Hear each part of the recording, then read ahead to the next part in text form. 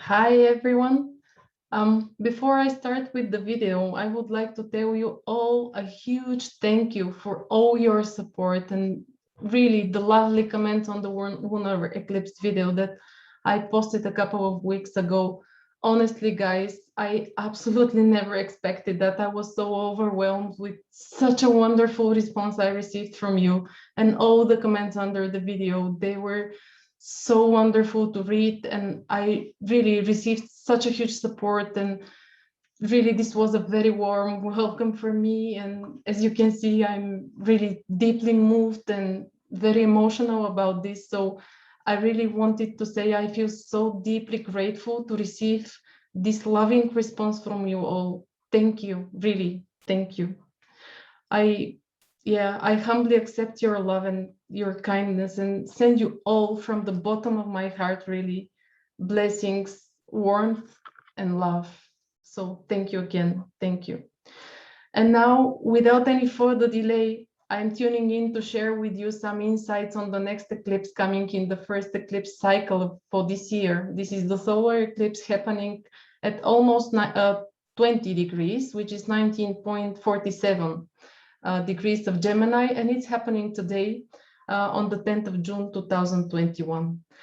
As a start, I would like to just give you a short idea for the solar eclipses and why it happens. So every solar eclipse, it's actually a new moon happening in a close proximity to the south or to the north node. And to be more precise, the sun and the moon need to be at a maximum of 18.5 degrees away from any of the nodes for an eclipse to happen. In this particular case, we have the sun and the moon at a 10-degree distance from the north node. So this is absolutely going to be a solar eclipse in a close proximity to the node, indeed. And depending on whether the sun and the moon conjunction is close to the south or to the north node, as I mentioned before, the eclipse will be classified as either a south node or a north node eclipse. So as we know, the nodes of the moon are related to fate and to karma. So they also carry the energies of the past and of the future lifetimes, because this is what actually the south node and the north node are set to represent in our charts. Where we come from and where we are heading to. And of course, naturally, in this sense, eclipses bring karmic events in our lives, and events which are meant to be and which aim to align us to our true purpose in life. So when the new moon is close to the south node, then it will involve events which are pushing us to let go of something, which is preventing us from moving on to our life purpose. Or like in this case, if it is with the north node, then we will be pushed to step into something new that will lead us further on our life path, and that will give us the experience that we need to grow further. So this is only one more. I would like to only mention one more general thing that before I go into the actual energies of the eclipse, so that you can somehow see and measure the strength of the eclipse. As you probably already know, there are different types of eclipses, and not all of them are equal in strength. So I will mention the types of solar eclipses in order of their strength, so that you can get the idea of this relative strength of the eclipse in Gemini. So the strongest solar eclipse, this is the total solar eclipse, followed by the annular solar eclipse, which we will have now. Then comes the hybrid, and then the partial solar eclipse. In this particular case, as I said, we will have an annular solar eclipse, which will be occurring when the new moon will pass between the Earth and the sun. And actually, the moon will obscure the image of the sun and make it invisible for us on the planet Earth. However, because the moon is very far away from Earth and it looks smaller, it will not fully cover the disk of the sun. So right behind the moon, if you can imagine, like if this is the sun and this is the moon, so right behind the moon, there will be like a circle of light. It will be like, sunlight radiating a luminous circle around the edge of the moon, and it will look like a halo. And I would like to just say a few words about this symbol of the halo, because it really resonated with me big time, so to say. And I decided to share this insight with you because the symbol of the halo actually has a very deep meaning. This is only accorded to the holy and represents the pure spirit.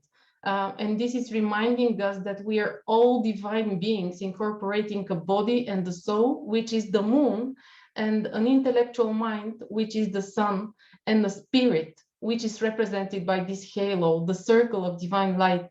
And to me, this symbol of the halo represents the idea of the Holy Spirit, and these very rough times that humanity is going through right now.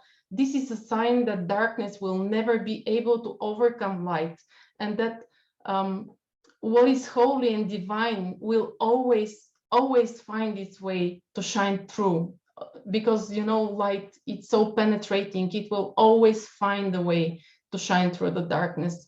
On a more individual level, the halo can be seen as a simple visual expression of a kind of a determinism which envelops each man within his mode of being, which are the moon and the sun, and also incorporates the destiny, which is represented by the nodes, and the North Node particularly. And it's telling us that whatever we need to go through has divine meaning indeed, and we need to trust the higher purpose of things if we are not able to see it clearly right now.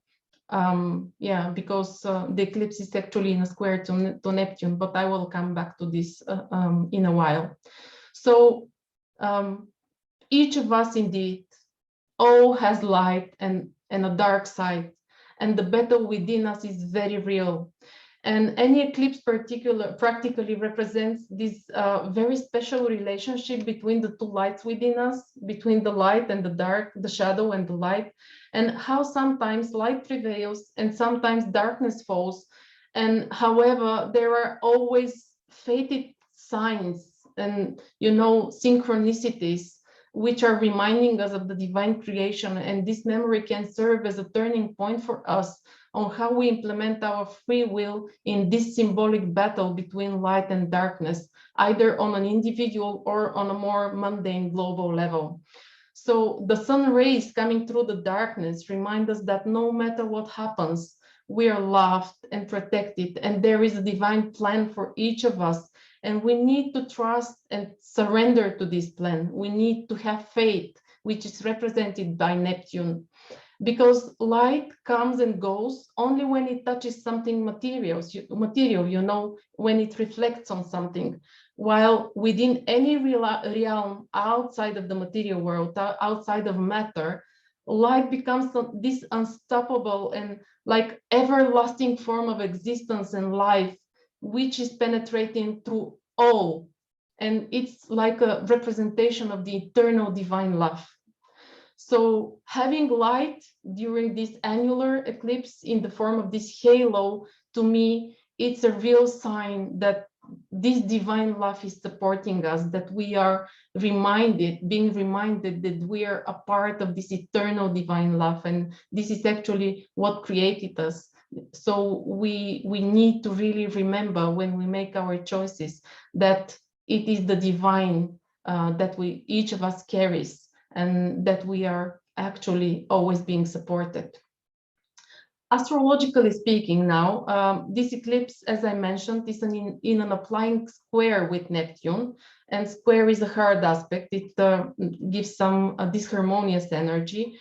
And Neptune rules unconditional love and the spiritual realms that I mentioned before, and the unity of all things. And the fact that the square is applying, this means that it will become exact very shortly after the eclipse, when the moon moves on and when the sun moves on and reaches this 23rd degree of Gemini. And this means that the eclipse, at the point when the aspect between the sun, the moon, and Neptune becomes perfect, there can be some event triggered, causing some crisis of faith represented by Neptune. So additionally, the eclipse is happening in Gemini and Neptune is in Pisces, both of which are dualistic signs. And we have lots of mutable energy with this solar eclipse additionally. So this is once again highlighting the war within us. The sun and the moon are the personal planets. And as you know, and then Neptune being in a square and representing the more general, the mundane war between dark and light on a collective level. And again, it will be up to us which of the two twins and exactly which fish we choose to connect with in the time of darkness, you know, which is like symbolized by the eclipse, because actually the light becomes so obscure, it's in a shadow. And yeah, I think that once again, we will be really guided and prompted to make a choice, whether to surrender to this temporal darkness and uncertainty and allow it to overshadow our thoughts, words, feelings, actions, wishes, and our relationships, or to choose light and, you know, to just keep a more introverted perspective and wait for better times to come so that we can manifest the virtues. And the eclipse will actually affect each of us in a very different way, depending on the set of qualities represented by the house that it falls in, and to any aspect that it makes with our personal planets in the natal chart. So it can be very personal. For some people, it can have a really huge impact, especially for those who are born on an eclipse, because they have like a more fated life in general, and eclipses have a huge effect on them. And or, you know, for some people who don't have any planets in the mutable signs, which are Gemini, Virgo, Pisces, and Sagittarius, around, I would say, between 15 and 25 degrees, maybe this will not be such a strong impact. By the way, Victor and Karine made a very detailed video on the eclipse. It's almost 2 hours. It's like a webinar to me. I really enjoyed watching it, and they give a very detailed description of how the eclipse will affect each sign. So if you would like, you can really search for it and watch the predictions to see some ideas. I would recommend watching your ascendant sign, from your ascendant sign, and then moon and sun. Yeah, and among others, there is one more thing that is really very special about this solar eclipse in Gemini. And this is the fact that the ruler of the eclipse, which is Mercury is in retrograde, and it is in applying aspect within 1 degree of the new moon, which means that it's going to become Cazimi with the sun, making it really, really very strong very shortly after the eclipse. And having Mercury in retrograde, being the ruler of an eclipse, this happens really very rarely. Honestly, I couldn't find this happening within the past over 100 years. So it's really something very rare. And I would say that despite this is a solar eclipse with the North Node, usually, you know, prompting us to act, set intentions, to start something new, pushing us to start something new, because we have Mercury in retrograde, and you know, it's in rulership, but still it's in retrograde, it leads me to think that it's time more for turning our vision internally and being more introspective within us. It's like, you know, the time to collect and carefully choose the blocks, the building blocks, before we actually start building our own house. And our own house, you know, this is, I mentioned this symbolically, this can be anything that we would like to start. It can be, you know, any new project, you know, depending on the house where the eclipse falls in for you. And the duality of Gemini and Pisces could be related to delusion, cheat, lies, hypocrisy, also chaos, meanness, you know, doing hidden things, manipulation, doing things behind the scenes. However, the higher manifestations of these same signs are related to intelligence, sensibility, reason, rationality, also empathy, being responsiveness, compassion, charity, and so on. And here I would like to also mention that the eclipse is in a white trine to Saturn. It's a separating trine. However, I think it will play a very supportive role in terms of being able to diligently follow the choices that we make. So really, guys, I think that the question with this eclipse specifically is, what do we choose? Which way shall we go? Is it darkness or is it light? Is it lies or is it honesty?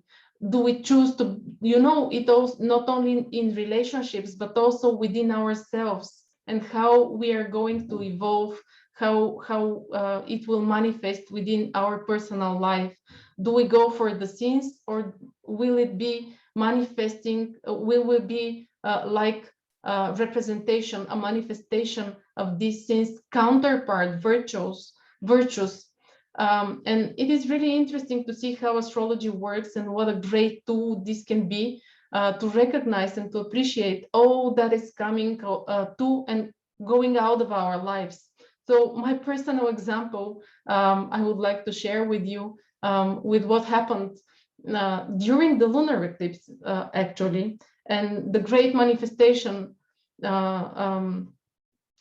all your support that I received, and this great manifestation of the eclipse's energy, again, this really pinpoints the topic in a very definite way. Because practically what happened for me during the lunar eclipse, it happened in my second house, because I'm a Scorpio rising, and was that I had to really give up some of my fears, not all of them. I still have a hard time managing them, but still I feel much better now, and I'm starting to manifest. And my fears regarding how others see me, and this lunar eclipse actually, helped me introspect and see what I can do, and it absolutely made me jump into the cold water. And honestly, guys, really honestly, I had absolutely no idea that I will receive such a huge support from all of you. And so the solar eclipse is happening in my 8th house, which is the opposite of my 2nd house. And this is other people's resources. And this was already manifesting for me through the love and through the beautiful energy that I received from all of you. And this is something I feel so overwhelmed and so emotional, because I really feel the love, and I received so much from all of you. And also Victor actually launched me on his website at the day of the lunar eclipse, which I felt was a huge support, and it was aligning me more with my true purpose. So yeah, that's how it played out for me. And I really hope that this eclipse season will play out greatly for each of us, and that we will be able to somehow go inside, look at our demons, face them, and really manifest in a very positive way for us.